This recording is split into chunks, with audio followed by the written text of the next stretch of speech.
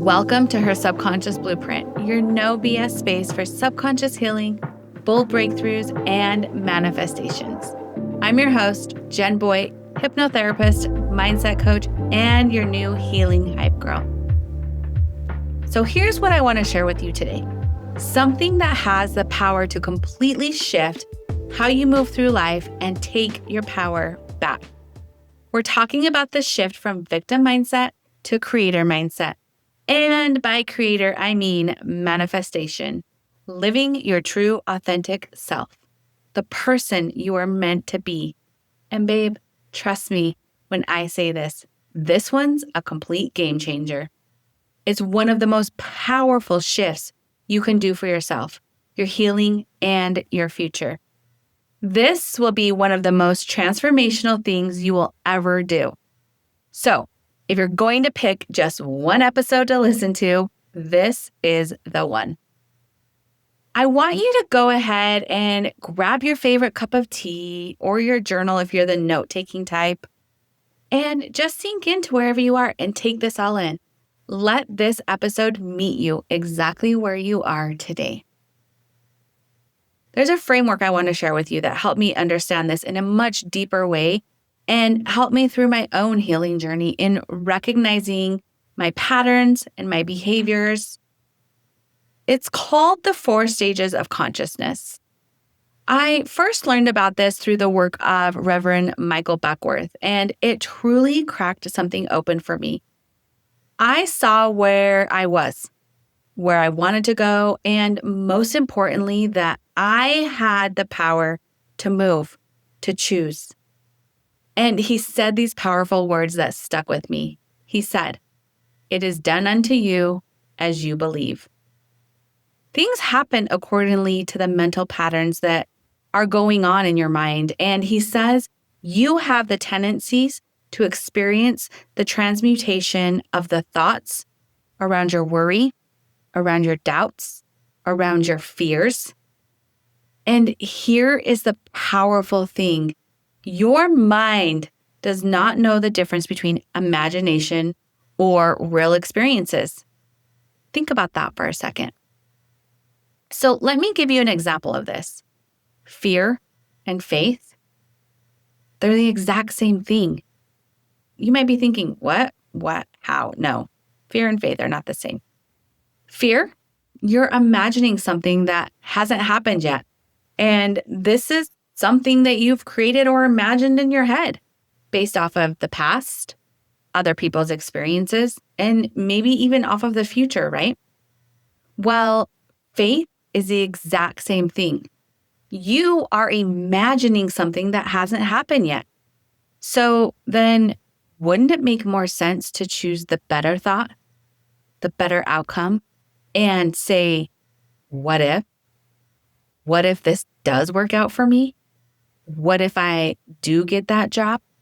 What if I do find my dream partner? Versus, what if I fail? What if I don't get the job? What if I never find love? What if I don't get that job? Because there is something far greater for you. And what if you haven't found that love yet because you need to become a different version of yourself first to attract that dream partner? Remember, rejection is protection and redirection. What if holds so much power? And there's this quote, I believe it was Henry Ford that said it. He said, whether you think you can or you think you can't, you're right. Meaning your mind is so powerful, it does what it thinks you want it to do. So if you're telling yourself, I'm never going to find love, every person I date is a loser, or I'm too picky, well, I guess I'm just going to be alone. Well, I guess you're right, because that is what you're attracting, and that is what you're telling your mind. So don't you think it feels more expansive to have the better thought, the one of faith, that everything always works out for me in my greater good? That I haven't found the right relationship yet, but I'm working towards it? You get to choose. Do you want to be the victim and be stuck in victim consciousness? Or Do you want to be in creator consciousness, where you're attracting better things to you? Well, I know which one sounds better to me. I have made the choice and the commitment to myself to choose the creator consciousness. And I'm going to show you how. But first, let's talk about each stage. I want to say that these stages are not linear by any means, and you can and you will ebb and flow through each stage throughout your life. And that's exactly what you want to do in order to learn and grow and to become aware of them. But through this awareness and practice, you will learn quickly and you will recognize when you are in each stage. And you can bring awareness to it and question it if this is serving you.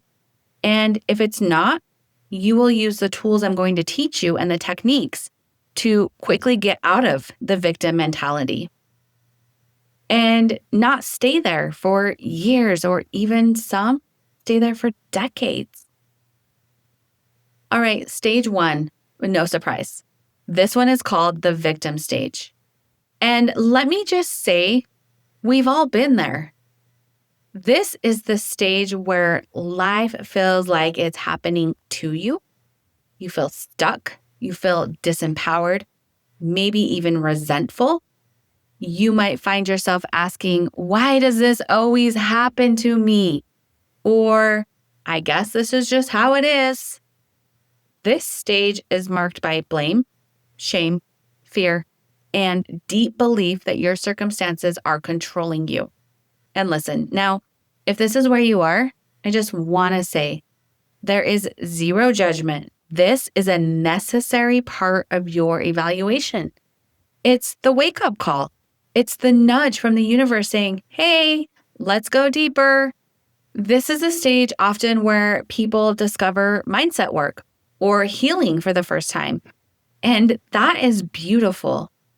This is where I often meet people when they come into my world, feeling stuck, powerless, and completely unsure of how to shift out of that space. And this is where rapid transformational therapy can be such a game changer because RTT helps you go straight to the subconscious root of the issue.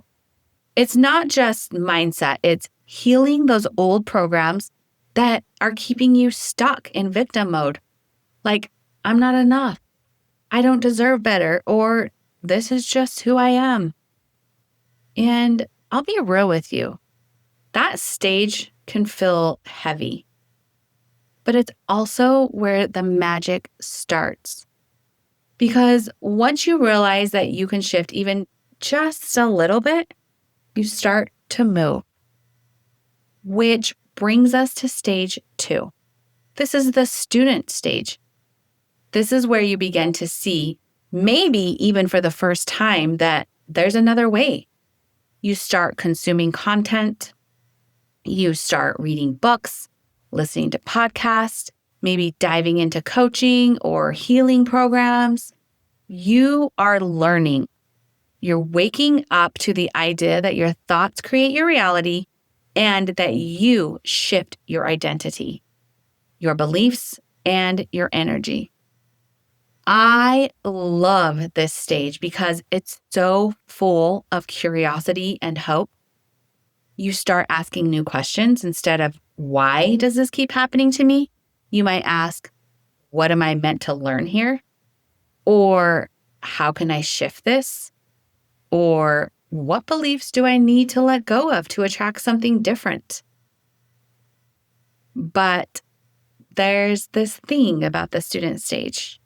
It can become a little trap if you're not careful, because information without integration, it's just noise. It feels productive, and sometimes it is. But if you're constantly learning and never embodying it, never making changes, you will stay stuck in this cycle of seeking without truly shifting.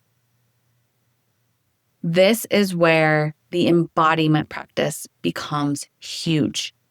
This is where I always remind my clients, it's not enough to know better. You have to feel different. You have to become the version of you who already has what you desire. That's how you start to move into stage 3.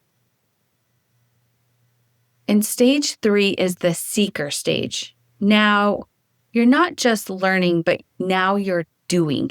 You're putting things into practice. You're setting boundaries, you're meditating, and that brings us to the seeker stage. Now, you're not just learning, you're doing. You're putting things into practice. You're setting boundaries, you're meditating, you're journaling, you're visualizing, you're actually creating your reality. And the best part, you're starting to see the work. You might start to see little manifestations show up, a little check in the mail, a job offer, a conversation you've been hoping for, signs from the universe that say, yes, you are on the right path. This stage is marked by intuition, alignment, trust, and bold actions. You're still learning, but you're also showing up differently. You're stepping into your personal power and using what you know to create real change in your life. This is the stage where surrender becomes your new superpower. You start to understand that you don't have to control every detail or every outcome. You don't need to micromanage the how. You just need to focus on the who. Who are you being? What energy are you holding? Are you operating from a place of fear or faith? And the what. You have to be very clear on the what you want. Think of it like you're going to a restaurant and you tell the waiter, bring me a pizza. And he brings you a plain old cheese pizza. But you wanted a pizza with pepperoni and all the toppings, and now you're kind of upset. The waiter just brought you a cheese pizza. And he says, well, you just ordered a pizza. You have to be very clear. And whenever you set those intentions, you always say this or something better, this or something more. That way you are not so set in the outcome. You have given God, the universe, source, whatever you relate to, the ability to send you exactly what you want or better or more. I see this shift so beautifully in my clients and even my kids. I teach them and I've seen that shift in them to release the victim mentality and shift into abundance and manifestations. They're always like, Mom, I need to manifest this. What should I say? When they go from saying, I hope this works out to, I know it's working out for me. Even if the evidence isn't all there yet, because that is the kind of trust you want. That is magnetic. And that trust carries you into stage 4, the mastery stage. This is where you fully embody it. You're living in alignment with your highest self. You've done the work. You've cleared the blocks. And now you're just in flow. You're not forcing. You're not chasing. You're allowing and you're attracting. You're tuned in to your intuition, your abundance, and your purpose.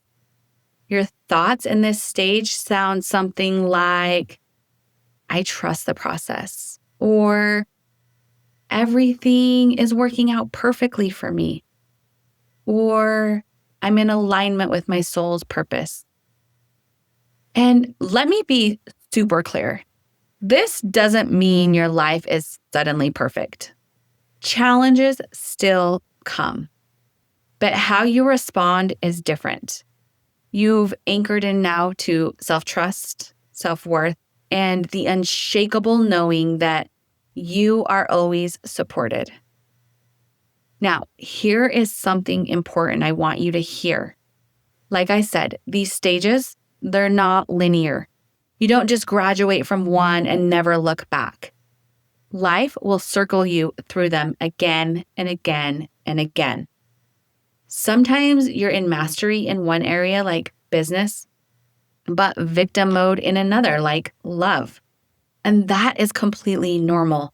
That is human, and that is growth.